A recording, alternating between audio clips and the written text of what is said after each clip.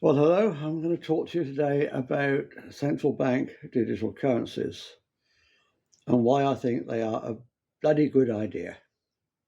Okay, that's probably alienated most of you. Obviously, in the short term, they're not going to be a good idea. They're going to limit our freedoms considerably. But being a chess player and being used to thinking several moves ahead, I can see that the globalist elite they're really playing into our hands with this. Hopefully they don't see it yet. So what am I talking about?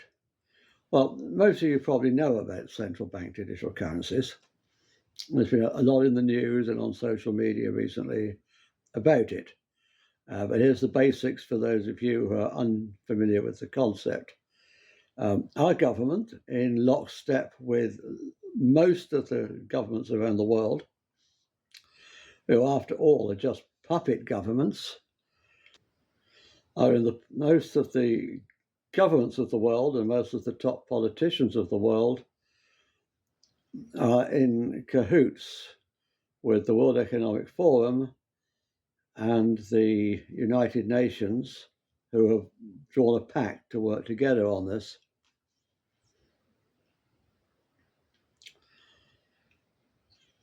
To bring in programmable, this is the word, programmable, this is the key word, central bank digital currencies. Britain wants to bring in a digital pound, and lots of other countries around the world, most of them are going to be bringing in their own, or trying to bring in their own digital currencies. Now, I've got nothing against cryptocurrency, and we'll talk a bit about that later. The great thing about cryptocurrencies is that they are decentralized and secure and private. The central bank digital currencies will be the exact opposite. They will not be private, and they will be centralized, run here in Britain by the Bank of England, under the control of the government. It's this word programmable. You can program the money, so you can only do certain things with it. The government can program them, not us. The government can program the money so we can only do certain things with it.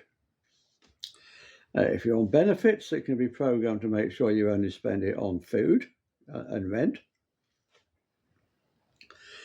But you say, what's the difference between that and the food stamps we used to have and that they have in America still?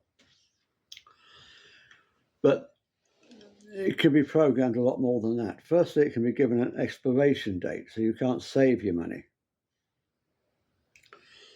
And then it can be controlled as to what you can spend it on. So if in the future they decide to link that to a social credit score, a Chinese style social credit score, which they're talking about, it's not just in my head, they're talking about it, then if you've put a tweet up or something against the government, then they can freeze your money so you can't spend it, or only spend it on essentials.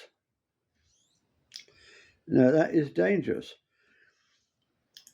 When you use a credit card, yeah, the bank knows what you spent your money on. Of course it does. But they process the credit card transactions once a day after the event. With central bank digital currencies, they're going to be monitoring what you spend in real time. And they can stop any transaction at any time if they don't like what you're doing. Now, to me, that is totally unacceptable. I'm sure it is to most of you. When they bring in a central, if we fail to stop them and they bring in a central bank digital currency, our freedom and our privacy is gone. Money will no longer be fit for purpose.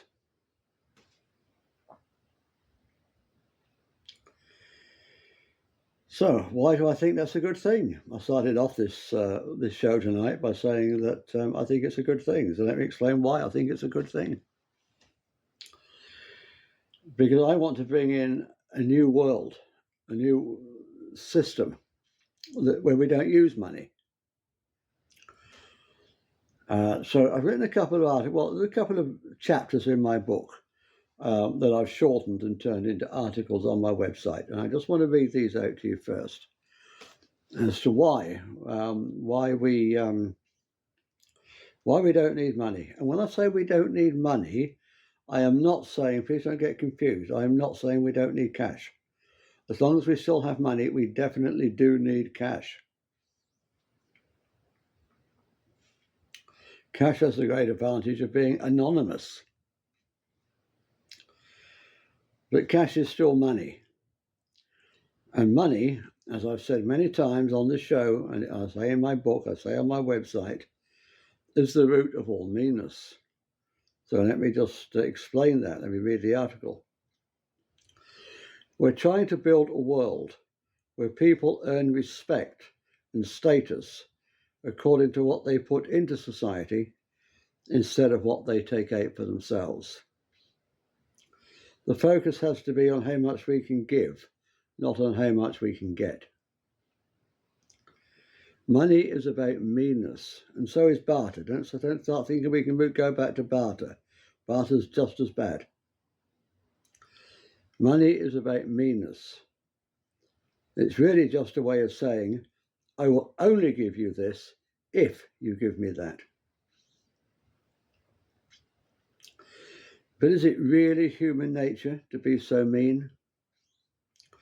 Or have we been conned somewhere along the line? Have we been instilled with a fake, unfounded fear? A fear that enables the globalist elite to control us. So what would happen if we tried something different?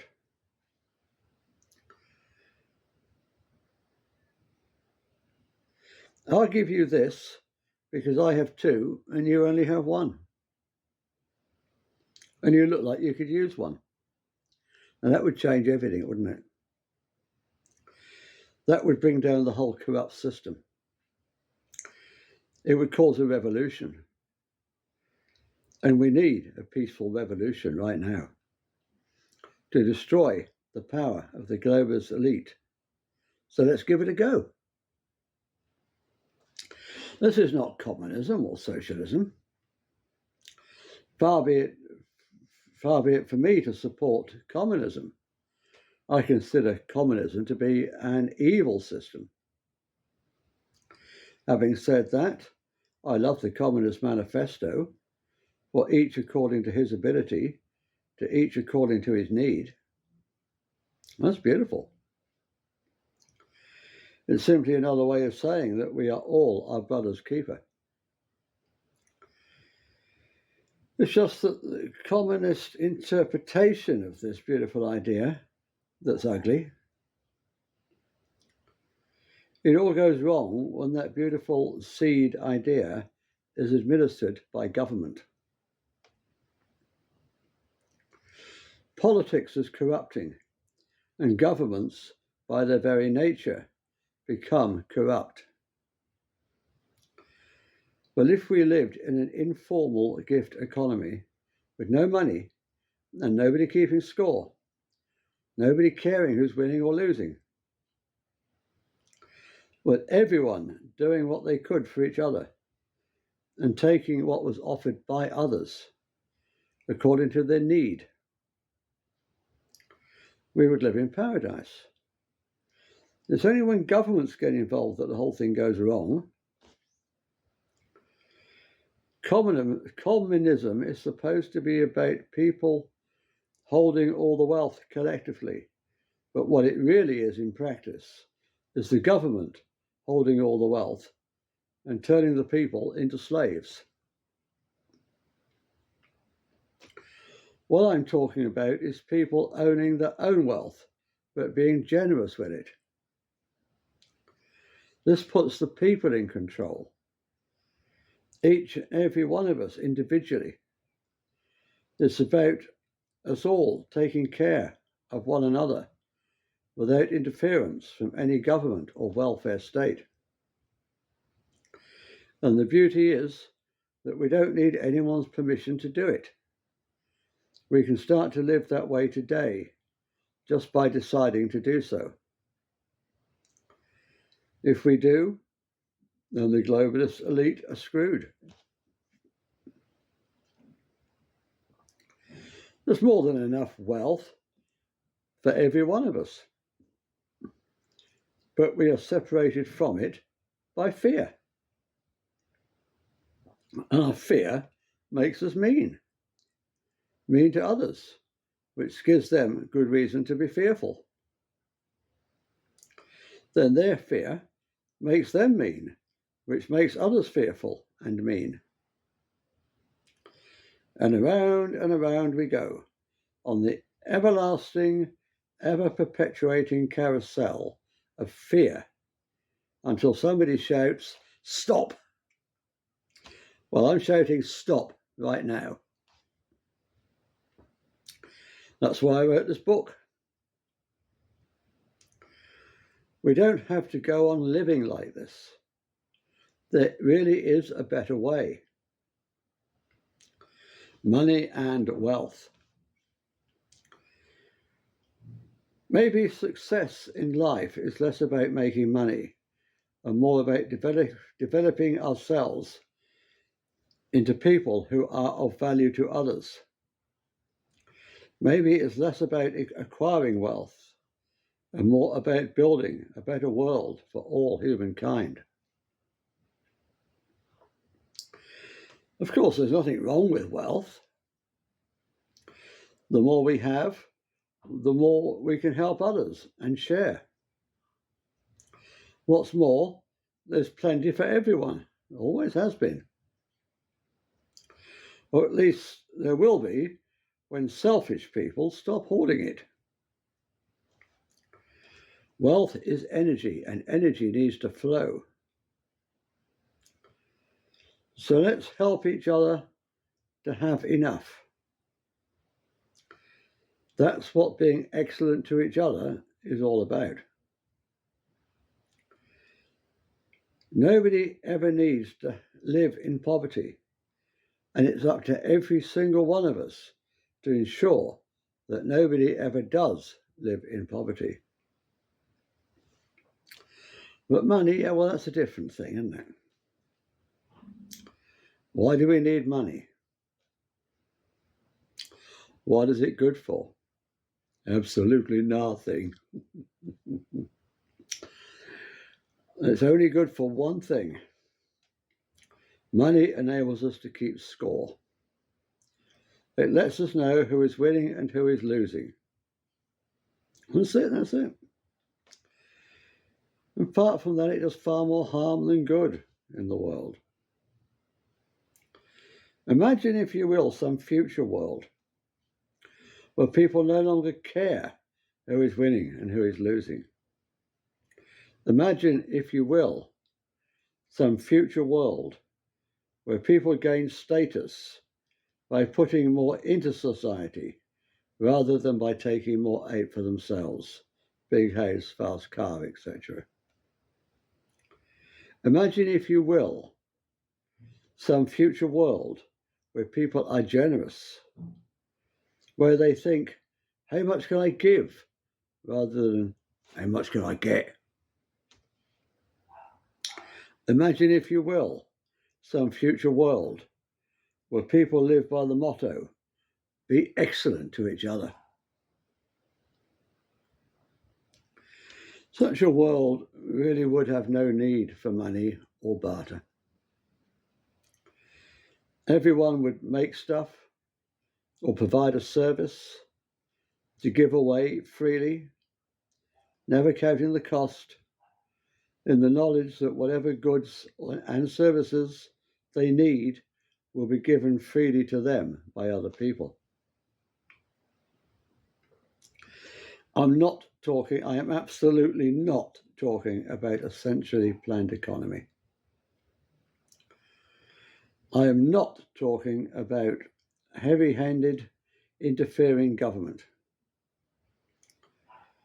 People would be naturally incentivized to provide goods and services that are in demand because that's how status and respect are earned. Useless vanity projects would earn zero respect or status. All the jobs that are currently being done will still need to be done, with the exception of banking, accountancy and finance and insurance. Well, there's no need of insurance because when unforeseen events occur, everyone will rally it round and help. Like they used to in the old days. Like they still do in small groups, small societies. In tribal societies. Help will come first from local people, but where a disaster hits a whole region or country, help will come flooding in from far and wide, everyone being excellent to each other. That's the first and most important pillar of utopia, in my opinion. Be excellent to each other. Factory jobs will still exist. Factory jobs will still exist. The stuff will still need to be manufactured. Some people are happiest when working with their hands. Others prefer office work. There will be no difference in status between the two types of jobs. Why would there be? That's just some crazy notion that we've made up, right? Now, this is something we can start right now. At school, teaching that manual work is just as important as white-collar work.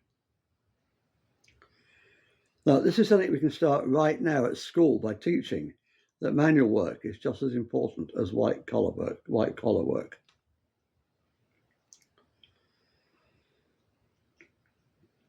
This is something we can start right now at school by teaching kids that manual work is just as important and just as valuable as white-collar work.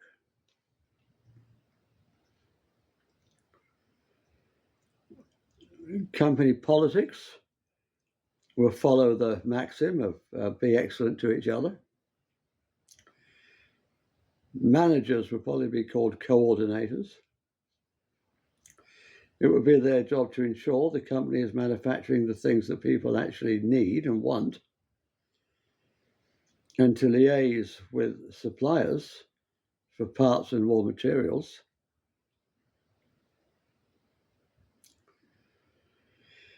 Now, I said in the article here, and don't forget I wrote this, 6-7 years ago, the world is not ready for such a system yet. Too many people are too shallow and too greedy for such a system to work. But the time will come. Now, I'm going to amend that because I really think that this central bank digital currency that will make money unfit for purpose will make people want to look at a different system. It's going to force people's hand to look at such a system. So let me just read another. There's more to this, but let me just read. You want to read the full article? I'll put a link in the show notes below. Let me just read something else to you. Let me just right. Here's another article I wrote. What are the advantages of having an informal free gift economy? We're going to enter a time of abundance where there will be true gift economies and sharing that will enable a restoration of ecosystemic magnitude unheard of before. This is a quote from Dan Schreiber. So I think that we're in very exciting times. And it's not for us to wait for this to happen. This is for each one of us to step up and do now, to take self-responsibility, for each one of us to become a reliant, loving being, for each one of us to step up and fulfill the roles of being human on this earth and act as part of this living biocircuitry of this living matrix we call Earth.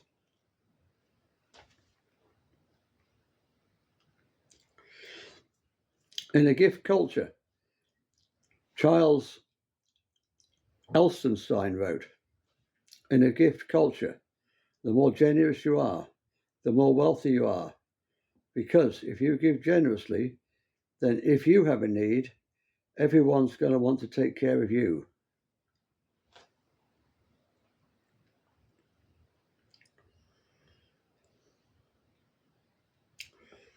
Now, there's quite a long quote here from Michael Tellinger. We've got to find something new, and something completely new means moving away from a money-based society. All the ancient cultures have a form of Ubuntu. That's an African word that Michael Tellinger is from South Africa. It's an African word for a mutually cooperative society.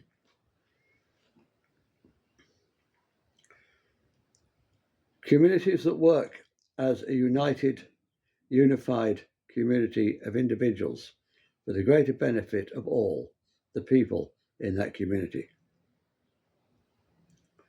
And for that, you don't need money.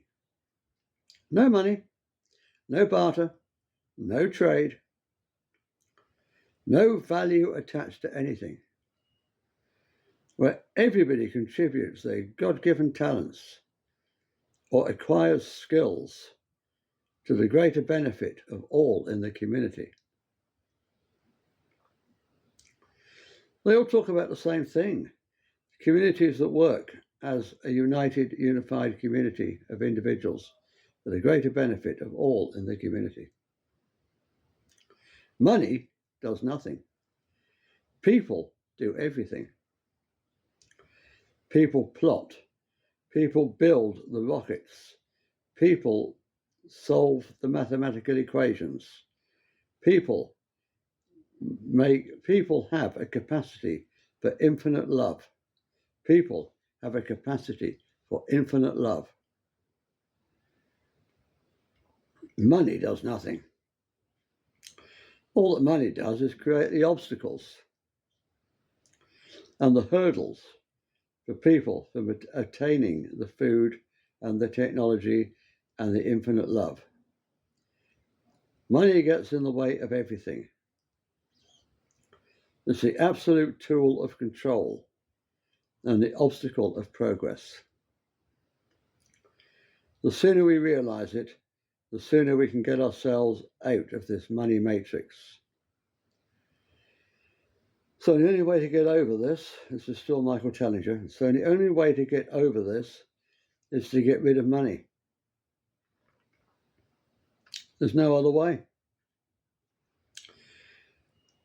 And that is the way I suggest as a brand new way for the future, not just a repetition of the same old mistakes, a complete moneyless society that I call contributionism.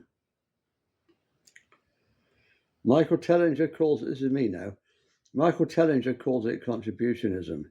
I call it an informal free gift economy. Informal because there's no government control, no government interference. This is not communism, where a strong government becomes the tyrant. This is just peer-to-peer generosity that really empowers the people on the ground Free gift, because we give generously without counting the cost and without asking for any reward. Don't pay me back, pay it forward. I do that now. If I do something for somebody else, they don't pay me back, pay it forward by helping somebody else. We can all start doing that now, today. What goes around comes around. I'm talking about a society where people gain recognition, not from how much they take out, but by how much they put in, how much they contribute to the lives of others. We've got to stop bean counting.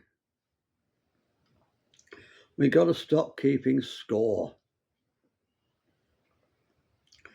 We've got to get rid of this fear that somebody's going to get one over on us. Wouldn't it be wonderful if we could all help one another to thrive instead of trying to thrive at each other's expense? Wouldn't it be wonderful if we helped the Joneses keep up with us? But money is all about meanness. It really is just a way of saying, I will only give you this if you give me that.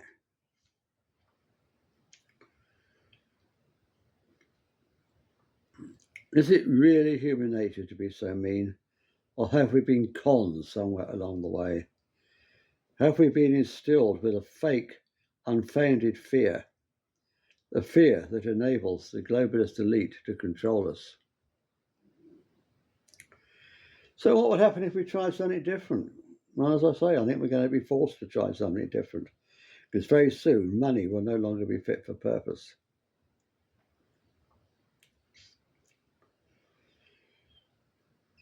So let's try, I said this in the other article, didn't I? I'll give you this because I have two and you have none and you look like you could use one. That would bring down the whole corrupt system.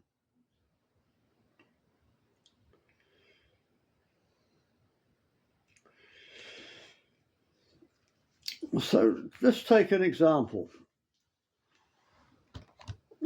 We've got a central bank digital currency. They've just brought it in. It's been in for a year or so, let's say. And you have a burst pipe. And you get the plumber on the blower and say, can you come in and fix my burst pipe? And he says, well, look, I'd love to, but I can't. I said something against the government on Facebook. And now I can't receive any more digital currency. They've closed me down. So it'll be at least 6 weeks before I can start working again. And you say, well, hang on. I'm an electrician. So if you come and fix my pipe, maybe I can come and fit you some sockets or something. And he said, yeah, okay, we'll do that, yeah.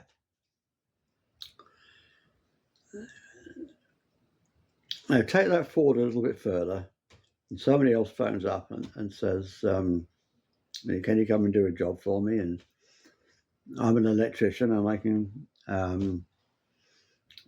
do some sockets for you. And the guy says, well, yeah, but I don't need any sockets. He said, well, what do you need? He says, well, my garden needs doing, but my lawn needs cutting. Okay. Well, I've got a friend who runs a gardening company.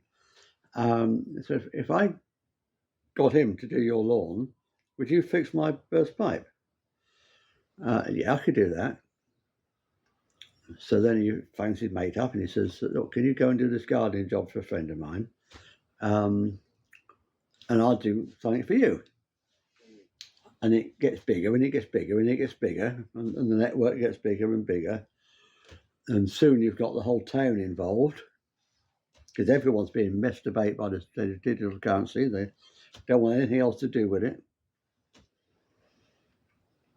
And then at one point, at a certain point, they're going to say, this is getting too complicated. This is just getting too complicated. Let's just stop keeping score. Let's just stop keeping track.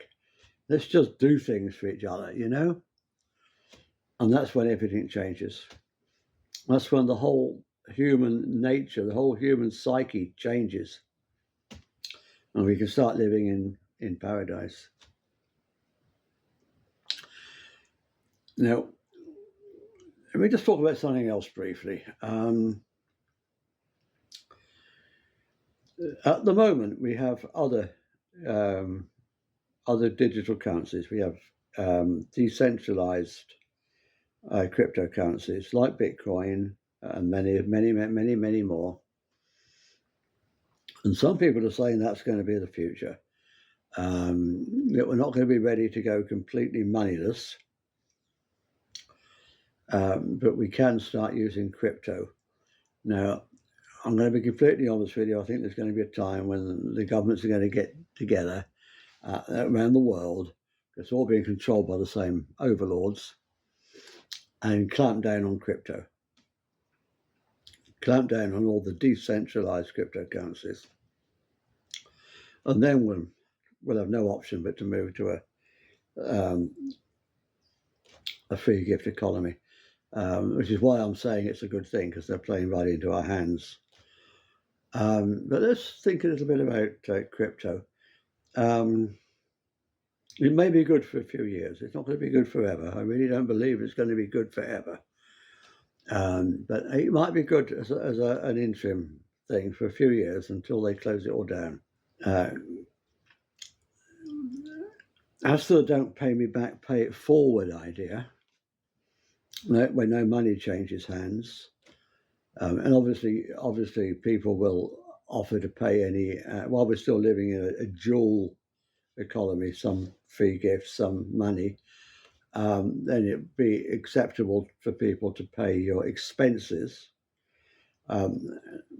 Using the electrician example again, if you want to have some sockets fitted, the electrician will do it for nothing, but you pay for the sockets. You know, if you pay the more materials. So if you want to get involved in that kind of thing now, there's an online group which I've only just set up, so it's brand new. Go to letshelpeachothertothrive.org. It's all one word, letshelpeachothertothrive.org. Sign up on the website there and become part of that. And we're also looking for regional coordinators. So if you want to do that, you want to step up to the plate and help coordinate local Let's Help Each Other to Thrive, don't pay me back, pay it forward events where you live, then that'd be absolutely fantastic. I'll put all the links below in the show notes. So just to recap, when you hear about these central bank digital currencies, don't freak out, don't panic, because I really think in the long term, it's going to work in our favor. Okay. Namaste.